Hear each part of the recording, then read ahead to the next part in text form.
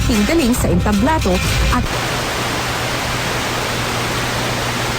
ang pagtatanghal na magpapabilib sa mga manunood.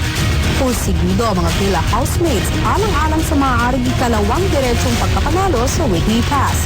Kailangan namang manalo ng apartment keys para magkaroon na ng pagkain sa darating na linggo.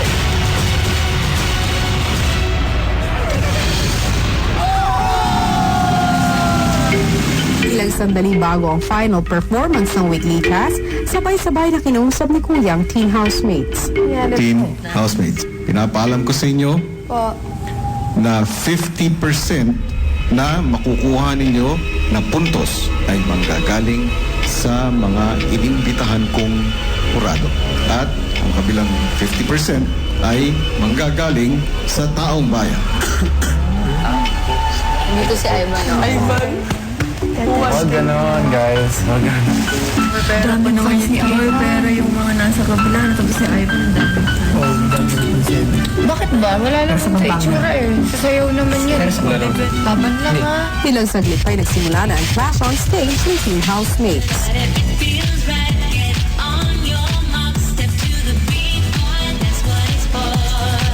Shay, ang hot-hot mo. Sa sobrang hot mo, ang init ng ulo ko sa'yo.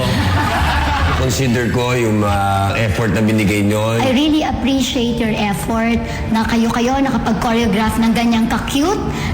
We bring you Urban City of New York City. Apartment!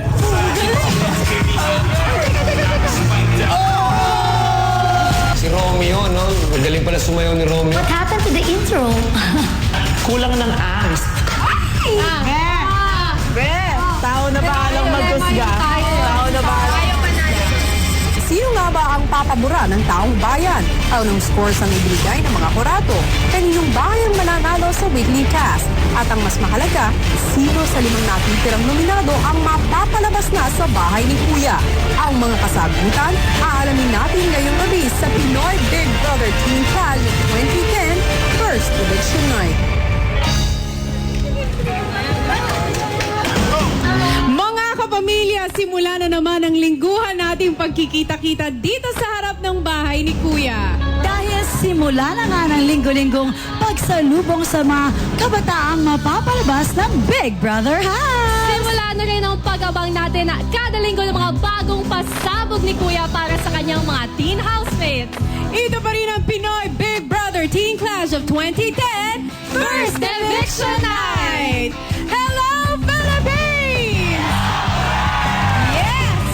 Sino na nga ba sa libang nominado ang makakasama natin sa entabladong ito sa pagtatapos ng gabi? Will it be Angelo? Baka naman si S-Love. Could it be Patrick? Potts or Trisha? Tuloy-tuloy lang ang pagboto dahil nasa inyo mga kamay, mga kapamilya. Diyan nakasalalay ang kaligtasan ng mga nominadong ito. Okay, alam mo, Bianca and Marian, medyo tensionado na talaga ang mga teen housemates sa loob ng bahay. Kaya mabuti pa ay maghahanda na ako sa pakikipag-usap sa kanila. Alright. Okay. But aside from the evicted housemate, makakasama na rin natin sa ilang saglit ang kauna-unahang teen housemate sa edisyong ito na napatawa ng forced eviction. Siyempre, ito ay walang iba kundi si Michael. Yes, this weekend maghanda na rin sa sunod-sunod na hirit sa taginit ni Kuya ang first heatwave ng Teen Clash of 2010 pakatutukan.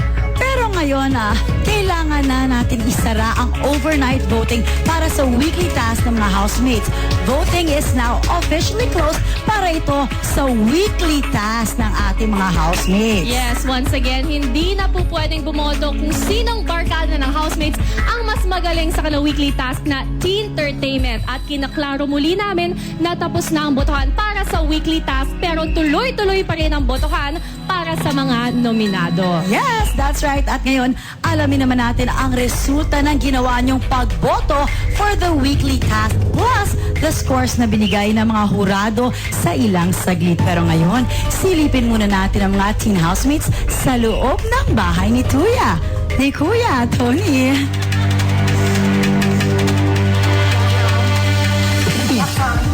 Business.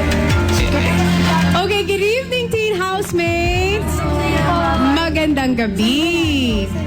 Iba't ibang clashes nga ang hinarap nyo nitong linggong ito, ha? At gabing ito marahil ang pinakamatindi dahil magka-clash na mga boto ng taong bayan para iligtas ang mga nominado. Are you listening, teen housemates? Yes. Okay, very good. Pero ang tanong, handa na nga ba ang mga nominado? Angelo! Magandang gabi. Magandang gabi rin po. Matapos ang clash at Teen Tramural, syempre ikaw ang pinagkalooban ng 10,000 pesos ng iyong mga kasama. Opo. O ano naman ang masasabi mo doon? Lubos-lubos po akong nagpapasalamat sa mga housemate ko po. Mahal na mahal ko po sila. O, di ba? Grabe ang pagmamahal na ipinakita sa'yo. Ikaw naman is love. Siyempre, nitong nakaraang linggo, nahiwalay ka sa matalik mong kaibigang si Joe. Dahil close na close kayo. Ano ba ang feeling na hindi mo na siya nakakasama ngayon sa bahay ni Kuya? At maaaring ito na yung huling linggo mo rin sa bahay ni Kuya. Malungkot po kasi naghiwalay kami. Pero ayos lang kasi masaya naman po sila dito. Saka mas komportable naman ako sa nabili. Okay, speaking of mga lipat bahay, syempre, isa naman talaga sa lumipat dyan ay si Trisha. Hello po. Hello! Ano naman ang feeling mo ngayon? Kamusta nakapag-adjust ka na ba? Kasi sa simula medyo naiyak ka pa dahil parang feeling mo hindi ka accepted ng mga girls. Ngayon ba accepted ka na ng mga babae? Sobra-sobra po. Nagulat lang po ako kasi parang mas naka-adjust po ako dito po sa villa compared po sa apartment. Comfortable na po ako dito. So mas feeling mo, mas belong ka dyan sa villa? Opo, kasi meron po si Ate Shay tsaka sila Ate Kyra. Okay. Pero ito na lamang ang tanong ko, ha. Sa villa nga kaya magbumula ang latest evictee sa bahay ni Kuya. Yan ang ating aalamin sa aking pagbabalik. Pero sa ngayon, oras na para muling kausapin ko ang dalawang bahay para sa isang mahalagang announcement.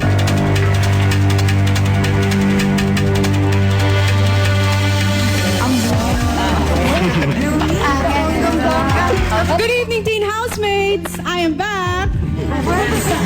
Hello! Okay, villa and apartment teens, ngayon na may aalamin na natin ang resulta ng inyong weekly task mula mismo kay Kuya Big Brother!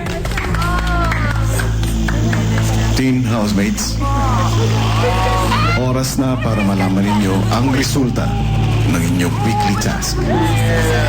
Kagaya ng napag-usapan natin kahapon, 50% ay magagaling sa mga inibitahan kong hurado. At ang isa pang 50% naman ay magagaling sa boto ng taong bayan. Unahin natin ang scores na ibinigay sa inyo ng hurado. Panoorin nyo ito. Ang mga score ng Villa housemates ay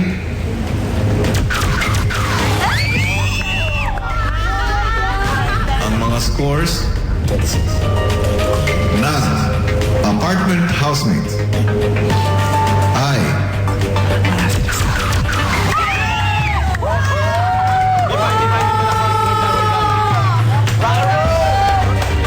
housemates. Ang total score na nakuha ng teen housemates sa villa mula sa hurado ay 28 points. Ang total score naman na nakuha ng teen housemates sa apartment mula sa hurado ay 24 points. Ayon sa mga hurado, lamang ang housemates sa villa. Pero ano naman ang masasabi ng taong bayan?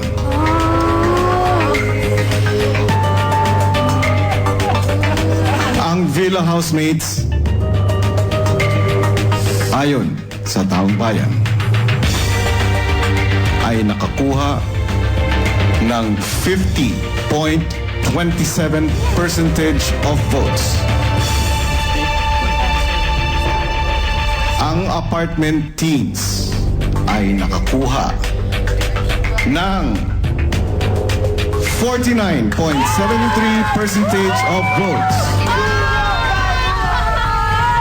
Dahil ang pinili ng hurado at taong bayan ay iisang bahay, kayo ang nanalo sa inyong weekly task na Teen Entertainment Villa Housemates. Congratulations!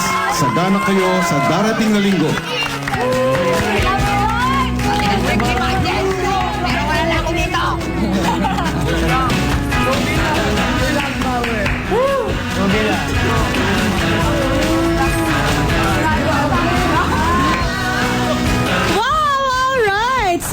Nanalo na nga ang ating mga housemates sa weekly task, yung mga nasa villa. Congratulations sa inyo. Pero sino naman kaya ang feeling panalo sa boto ng ating taong bayan? Well, mga kapamilya, tuloy-tuloy lang po ang pag-vote because you only have 33 minutes left to vote. Itodo-todo na po ang pagboto sa ating mga nominadong housemates, pero hindi tayo pepreno sa ating mga sunod-sunod na